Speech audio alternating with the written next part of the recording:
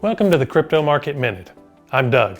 Let's get to the charts. Starting with Bitcoin, you can see our downtrend has continued. We are moving sideways still. We have set in a higher low, which is nice.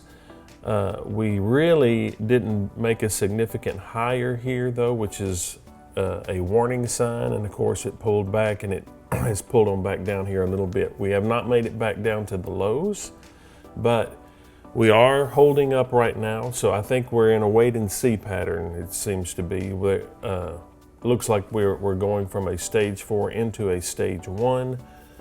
We will see if we break down further, or if we'll get some type of a shakeout that'll send us higher. But right now we're just moving sideways, and everybody's just waiting to see what's going to happen. Ethereum looks almost the same, downtrend, heavy sell-off, high volume, and we are just moving sideways here and waiting to see where we're going to go. Cardano looks very similar, the big sell-off. This is going to probably come as a surprise to a lot of people, but I've really been hoping for another plunge down here to the lows because I am an accumulator of Cardano.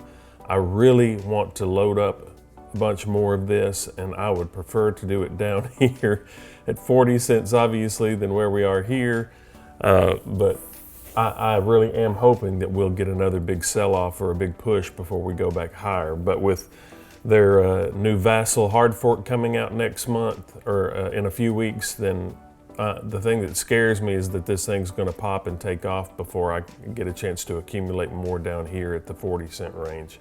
I had a question come in from one of our viewers about why Bitcoin trades the way that it does. Since it's technically digital gold, why does it trade like a stock? And that's a good question. So as you can see, we've got a Bitcoin chart here.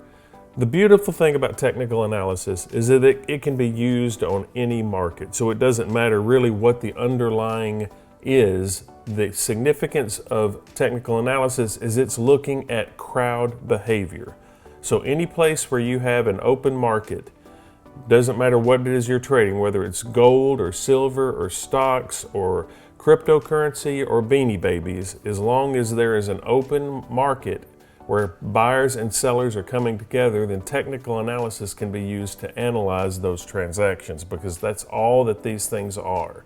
So if we look at a candle here, let's pick this guy right here.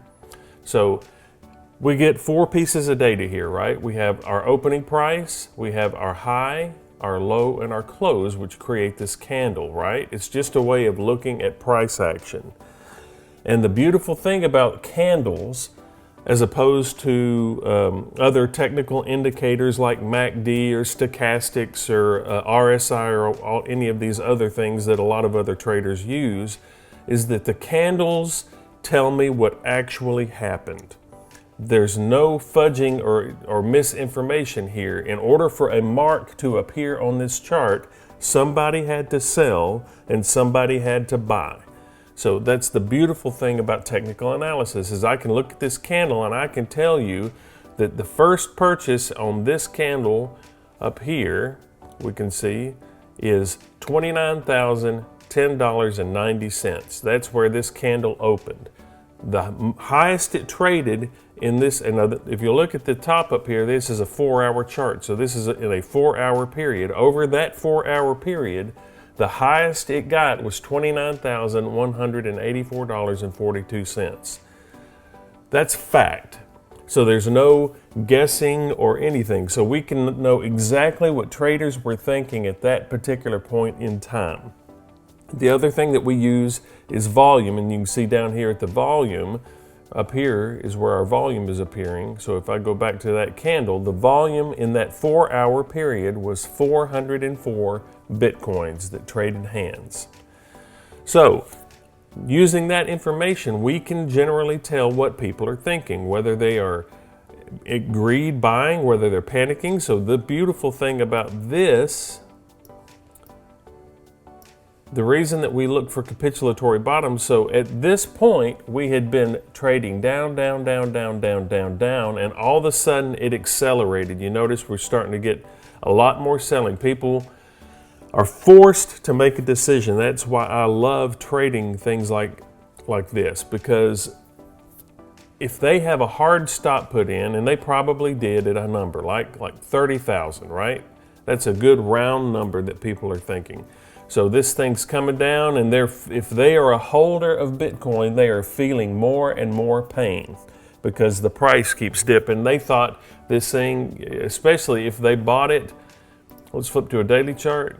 If they had bought this thing up close to the highs, which people do, right? People read the news and get all excited. If they're up here buying this thing at $60,000 or $64,000, well, now they've been cut in half, because now it's down here at $30,000. And so they'll put in a hard, I'm tired of this. It hurts to watch the numbers just dwindle and dwindle.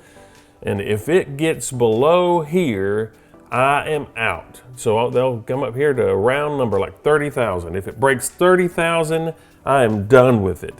And so they'll set a hard stop in there, and sure enough, the price came and it dipped down and it hit that 30,000. It triggered those stops. So a whole bunch of people's stop orders were triggered, which creates a sell order. If you don't understand more of the advanced order types, then a stop order triggers a sell.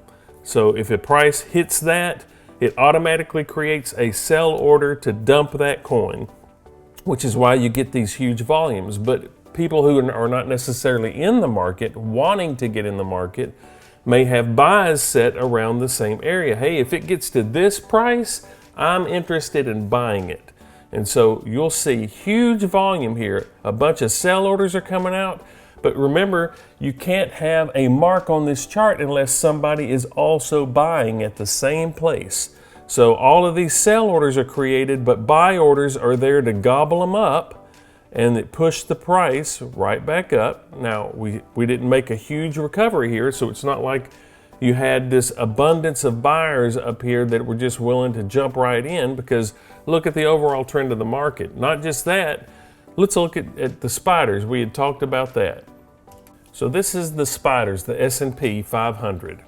And so you can see that the entire market, not just Bitcoin, not just cryptocurrency, but the entire market has been selling off for months, because we've got out of control inflation, right? Gas prices are going up, war in Ukraine. There's all kind of bad news out there. The economy is in a bad position. We're continuing to get bad number after bad number with every report that comes out. And so as you can see, everybody is kind of worried. And so everybody's been selling risk assets like stocks and bonds. The interesting thing is, let's look at gold. Now here's a chart of gold. The interesting thing with gold is that it typically works in an inverse relationship to the stock. So if stocks are selling off, then gold usually goes up. But gold really hasn't been doing anything either, which is really interesting to me. So as you can see, there's a lot of fear out there in the markets. And the reason that Bitcoin trades like stocks, the reason that we can chart all of these things, whether it's stocks or gold or whatever, is that it's an open marketplace where buyers and sellers are together. And so we can track that with those transactions.